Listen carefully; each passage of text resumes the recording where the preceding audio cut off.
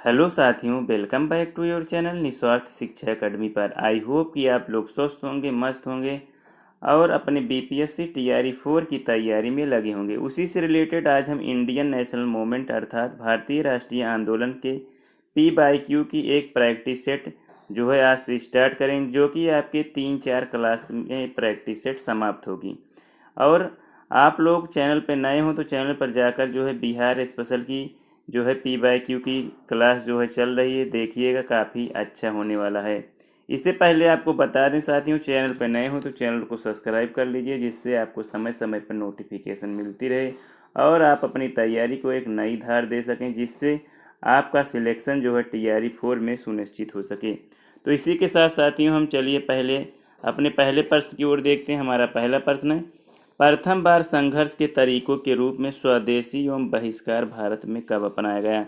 आपको बता दें कि स्वदेशी और बहिष्कार भारत में साथियों ये बंगाल विभाजन के दौरान जो है अपनाया गया। आपको बता दें कि लॉर्ड कर्जन के द्वारा साथियों ये बंगाल का विभाजन जो है निर्णय 1905 में लिया गया, जिससे यहाँ पे इन्होंने स्वदेशी एवं बहिष्कार भारत में जो है ये आंदोलनकर्ता के द्वारा जो है अपनाया गया। आगे बढ़ते हैं और अगला प्रश्न देखते हैं। हमारा अगला प्रश्न है, अगले प्रश्न की ओर बढ़ते हैं तो अगला प्रश्न है, असहयोग आंदोलन के दौरान किसने बिहार में किसानों की अगुवाई की। तो साथियों किसान की अगुवाई साथियों यहाँ पे स्वामी विद्यानंद के द्वारा की गई। तो यहाँ पे राइट आंसर ऑप्शन बी हो जाएगा।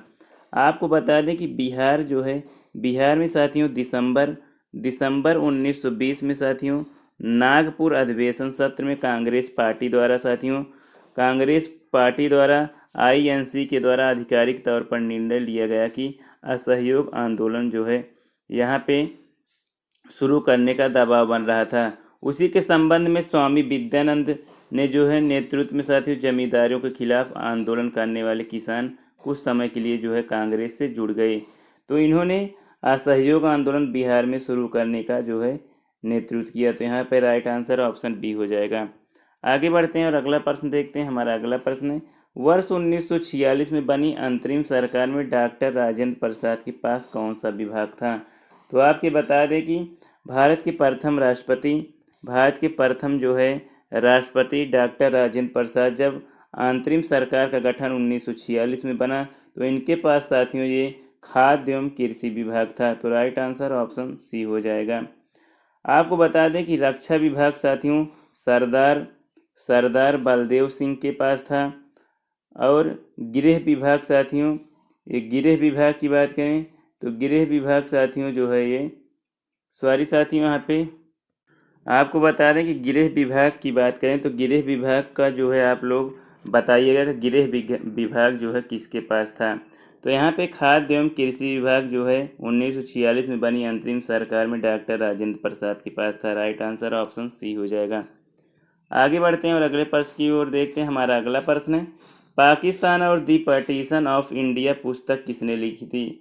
तो Pakistan the partition of India के जो है लेखक जो है ये डॉक्टर भीमराव अंबेडकर जी थे, इसलिए राइट आंसर ऑप्शन सी हो जाएगा। डॉक्टर भीमराव अंबेडकर की बात करें तो साथियों एक कानूनविद थे, अर्थशास्त्री थे, साथियों इनके पास बहुत उपाधियां थी। तो राइट आंसर ऑप्शन सी हो जाएगा। द पार्टीशन ऑफ इंडिया पुस्तक जो है ये डॉक्टर भीमराव रामजी अंबेडकर के द्वारा लिखी गई। आगे बढ़ते हैं और अगला प्रश्न देखते हैं। हमारा अगला प्रश्न है, सुभाष चंद्र बोस भारतीय राष्ट्रीय कांग्रेस की त्रिपुरी अधिवेशन में किसको हराकर अध्यक्ष बने थे। तो आपको बता दें कि इन्होंने त्रिपुरी अधिवेशन जो कि साथियों ये 1939 में किया गया था। तो इन्होंने जो है ये साथियों पट्टाभी सीतारामैया जी को हराकर ये इंडियन नेशनल कांग्रेस के जो है अध्यक्ष बने थे। तो राइट आंसर ऑप्शन ए हो जाएगा। आपको बता दें कि बोस ने साथियों यहाँ पे 203 वोटों से जीत दर्ज करी थी। आगे बढ़ते हैं और अगले प्रश्न की ओर देखते हैं। हमारा अगला प्रश्न है, यहाँ पे आपको बताना है कि निम्नलिखित में से कौन सी घटना सबसे पहले हुई थी। तो आपको बता दें कि इनमें से सबसे पहली घटना साथियों संथाल विद्रोह हुआ था। संथाल विद्रोह की बात करें तो संथाल विद्रोह साथियों ये 30 जून 1855 में साथियों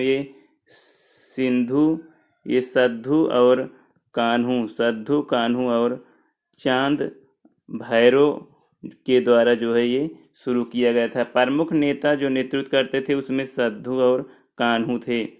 आपको बता दें कि बिरसा मुंडा विद्रोह की बात करें साथियों, तो बिरसा मुंडा विद्रोह साथियों ये 1894 में हुआ था। ताना भगत आंदोलन की बात करें तो ताना भगत आंदोलन साथियों ये 1914 में हुआ था। तो यहाँ पे सबसे पहले निम्न में से घटना जो है 1855 संताल विद्रोह हुआ था, जो कि 30 जून 1855 में हुआ था।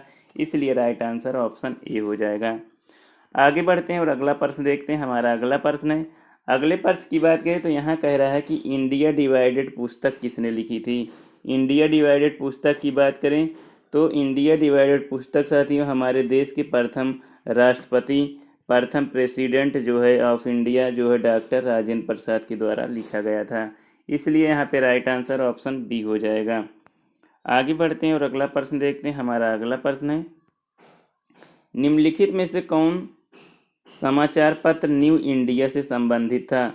आपको बता दें कि यहाँ पे जो न्यू इंडिया से संबंधित थे साथियों, ये यहाँ पे न्यू इंडिया से संबंधित साथियों एनी बेसेंट थी, जो कि एक आयरिश महिला थी। इनके द्वारा जो है इन्होंने जो है समाचार पत्र न्यू इंडिया से संबंधित थे। आपको बता दें कि वह एक समाज सुधारक थी, ब्रह्मवादी थियोसोफिस्ट थी और भारतीय स्वतंत्रता सेनानी थी। आपको बता दें कि एनी बेसेंट का जन्म साथियों ये ब्रिटेन में हुआ था। एनी बेसेंट का जन्म साथियों ये ब्रिटेन में हुआ था और इन्होंने साथियों 1917 जो है 1917 में साथियों कलकत्ता अधिवेशन 1917 कलकत्ता अधिवेशन में आईएनसी इंडियन नेशनल कांग्रेस की जो है अध्यक्षा चुनी गई थी। इन्हों साथियों 1916 में होम रूल लीग की शुरुआत जो है ये मद्रास में किया था। तो एक प्रश्न से कई प्रश्न बनाने की जो है यहाँ पे साथियों प्रयास किया जाता है, जिससे आपके एक प्रश्न से कई प्रश्न यहाँ को तैयार होने को मिले। तो इसी के साथ साथियों यहाँ पे आपको बता दें कि समाचार पत्र न्यू इंडिया से संबंधित थी एनी बेसेंट।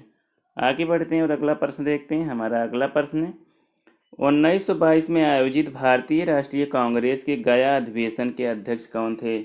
आप कई बार इस क्वेश्चन को पढ़ चुके हैं कि 1922 में आयोजित राष्ट्रीय कांग्रेस के गया अधिवेशन के अध्यक्ष कौन हैं। तो इस क्वेश्चन का आंसर मैं नहीं बताऊंगा, आप लोग से रिक्वेस्ट करता हूं, उम्मीद है आप लोगों से कि आप लोग इस क्वेश्चन का आंसर जो है कमेंट बॉक्स में कमेंट करके अवश्य बताएंगे। तो इसी के साथ आगे बढ़ेंगे और अगला प्रश्न देखेंगे। हमारा अगला प्रश्न है कि मुस्लिम लीग द्वारा किस तिथि को मुक्ति दिवस मनाया गया था। मुक्ति दिवस की बात करें तो साथियों मुस्लिम लीग के द्वारा ये मुक्ति दिवस साथियों 22 दिसंबर 1939 को मनाया गया। इसलिए राइट आंसर ऑप्शन यहाँ पे बी हो जाएगा। आपको बता दें कि 22 अक्टूबर 1939 को कांग्रेस ने वायसराय की घोषणा के मद्देनज़र अपनी सभी मंत्रालयों से इस्तीफा देने का आह्वान किया। उसी के संबंध में 22 दिसंबर को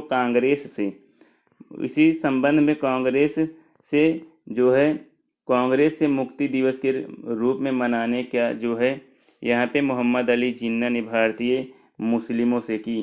तो यहाँ पे मुक्ति दिवस कब मनाया गया, 22 दिसंबर 1939 से को राइट आंसर ऑप्शन ए हो जाएगा। आगे बढ़ते हैं और अगले प्रश्न की ओर देखते हैं। हमारा अगला प्रश्न क्या कह रहा है। हमारा अगला प्रश्न है साथियों, पंजाब में कूका आंदोलन का प्रारंभिक उद्देश्य क्या था।